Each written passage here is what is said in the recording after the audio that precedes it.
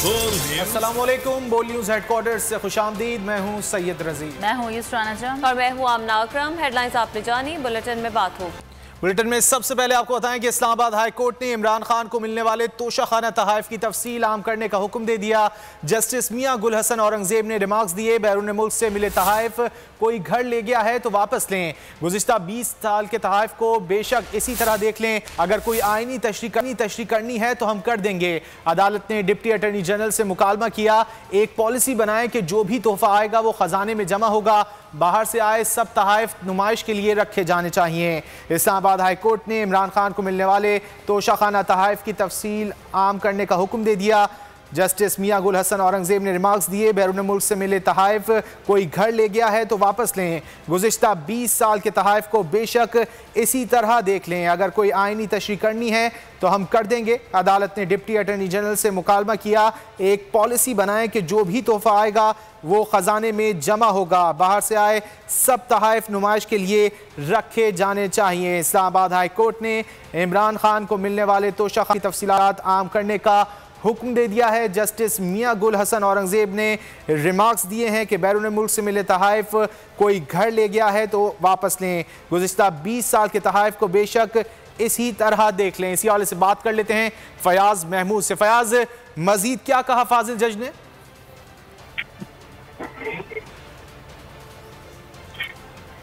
फयाज, आवाज आ रही है आपको? जी फयाज बताइएगा, मजीद क्या कहा गया फाजिल जज की जानिब से? जी, तोशाखाना केस की समाअत हुई है इस्लामाबाद हाई कोर्ट में और जस्टिस मियां गुल हसन औरंगजेब की जानिब से ये समाअत की गई। अदालत ने ये डायरेक्शन दी है कि जो तोशाखाना में तहाइफ के लिए जो इंफॉर्मेशन कमीशन का जो ऑर्डर था उसको दरखास्त गुजार को तफसीलात फराहम कर दी जाए, ये कहा गया है। उसके अलावा अदालत की जानिब से ये भी रिमार्क दिए गए कि ये जो तहाइफ होते हैं ये वज़ीर-ए-आज़म ऑफिस की मलकियत होते हैं और उसके अलावा उन्होंने कहा कि जो बैरून मुल्क से मिलने वाले तहाइफ कोई घर ले गया है तो वो वापस ले। गुज़श्ता 20 साल की तरह देखने हैं। अदालत ने यह भी कहा कि अगर कोई आईनी तशरीह इस पर करनी है तो हम कर देंगे। अदालत ने तहाइफ की मालूमात फराहम करने के इंफॉर्मेशन कमीशन के हुक्म पर अमल दरामद की हदायत भी कर दी है। अदालत ने यह भी कहा कि इंफॉर्मेशन कमीशन के हुक्म पर कोई स्टे ऑर्डर नहीं दे रखा, जबकि जिससे डिप्टी अटॉर्नी जनरल ने अदालत से कहा कि तहाइफ से मुताबिक मुस्तकिल पॉलिसी पर हदायत देने की मोहलत दी जाए, तो अदालत ने 2 हफ्तों के लिए बहुत शुक्रिया फयाज महमूद तफसीलात के लिए। पाकिस्तान तहरीक इंसाफ ने फॉरेन फंडिंग केस का फैसला 30 रोज में करने का हुक्म दे दिया। इस्लामाबाद हाई कोर्ट में चैलेंज कर दिया है। पीटीआई रहनुमा असद उमर ने इस्लामाबाद हाई कोर्ट के बाहर मीडिया से गुफ्तगू में कहा कि पीटीआई ने सिंगल बेंच के फैसले के खिलाफ इंटर कोर्ट अपील दायर कर दी है। इलेक्शन कमीशन पर कई माह से एतराज़ कर रहे हैं। आज हमने इलेक्शन कमीशन में तफसीलात जमा कराई हैं। असद उमर ने मजीद कहा कि इंसाफ नजर आ रहा है, ना होता हुआ नजर आ रहा है। ये हुकूमत नहीं चल सकती। नून लीग पीपल्स पार्टी की स्क्रूटनी कमेटी की रिपोर्ट कहीं नजर नहीं आ रही। जाली हुकूमत जितनी देर तक रहेगी, मुआशी बहरान उतना ही गहरा होगा।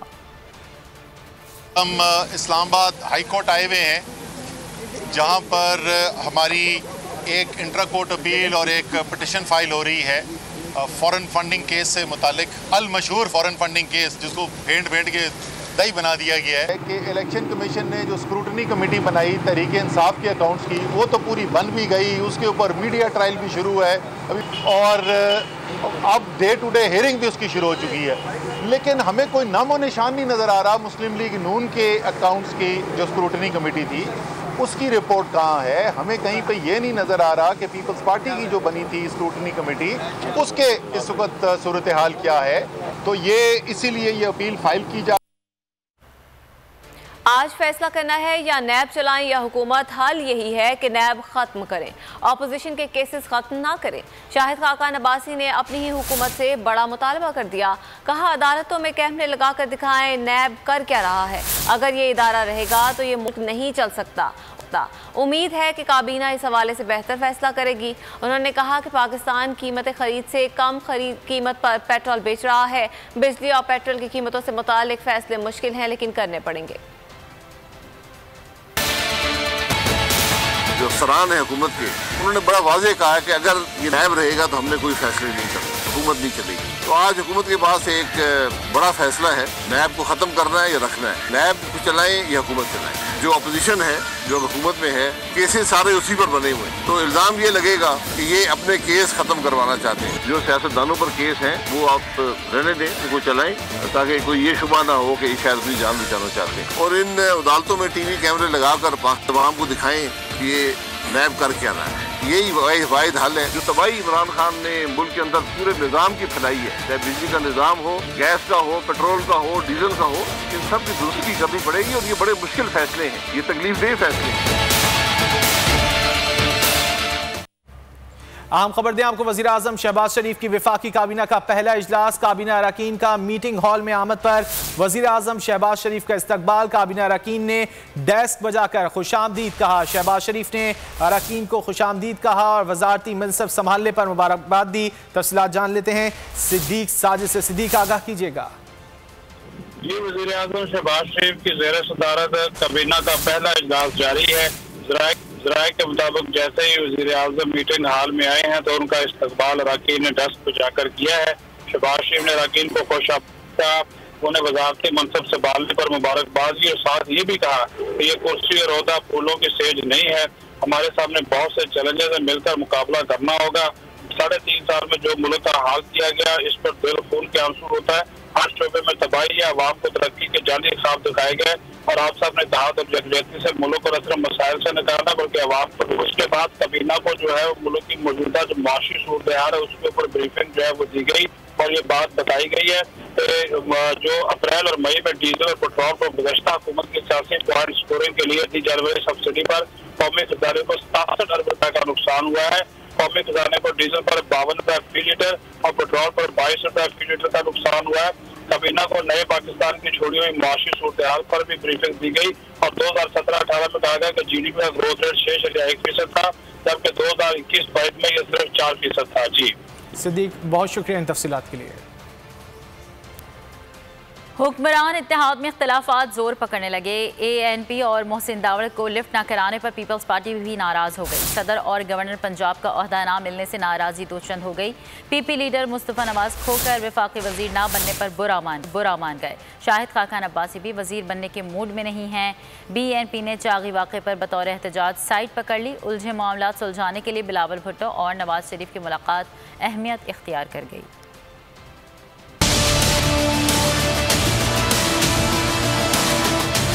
हुक्मरान इत्तेहाद में इख्तलाफात शहबाज शरीफ के लिए मुश्किलात। ज़राए के मुताबिक छोटे इत्तेहादियों को नज़रअंदाज करने पर बड़ा इत्तेहादी रूठ गया। ANP और मोहसिन दावड़ को काबीना में लिफ्ट ना कराना पीपल्स पार्टी को एक आंख ना भाया। साबिक सदर ने तीनों को हुकूमत में हिस्सेदारी की जमानत दे रखी थी।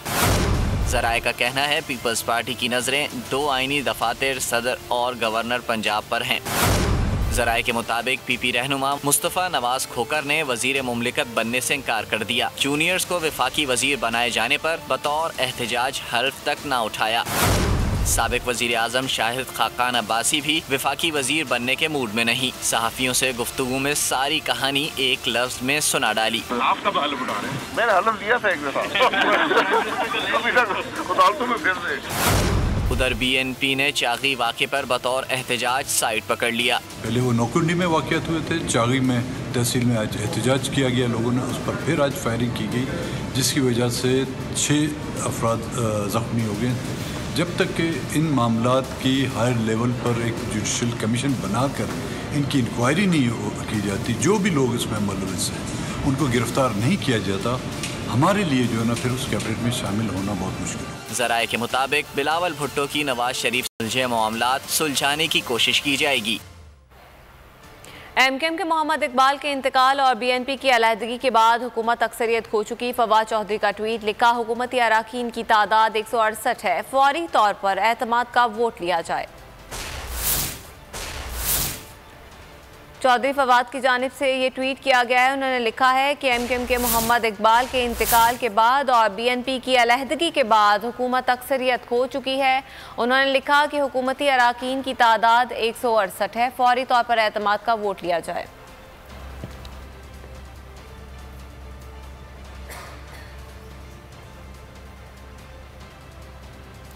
लाहौर हाई कोर्ट में नवाज शरीफ का नाम ECL से निकालने के लिए आयद शराइत के खिलाफ दरख्वास्त पर समाअत न हो सकी। 2 रुकनी बेंच के सरबराह जस्टिस सैयद शहबाज अली रिजवी की रुख्सत के बायस कॉज लिस्ट मनसूख कर दी गई। शहबाज शरीफ की दरख्वास्त की आखिरी समाअत 20 जनवरी 2020 को हुई थी।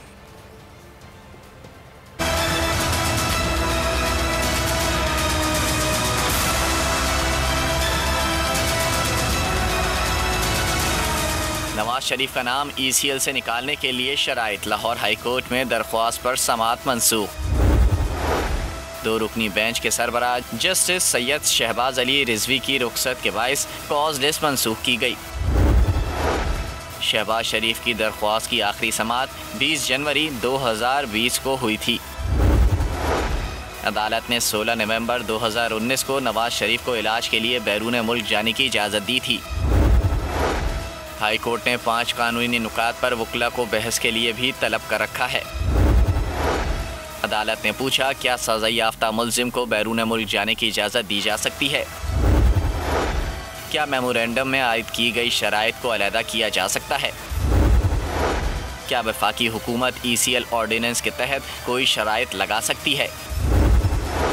क्या इंसानी बुनियादों पर इंतहाई बीमार शख्स के खिलाफ इस तरह का हुक्म जारी किया जा सकता है? क्या ज़मानत मंजूर होने के बाद ऐसी शराइत लागू की जा सकती हैं? अगर शराइत लागू की जा सकती हैं तो क्या ये शराइत अदालती? सब्सक्राइब करें और बेल दबाएं ताकि कोई खबर रह न जाए।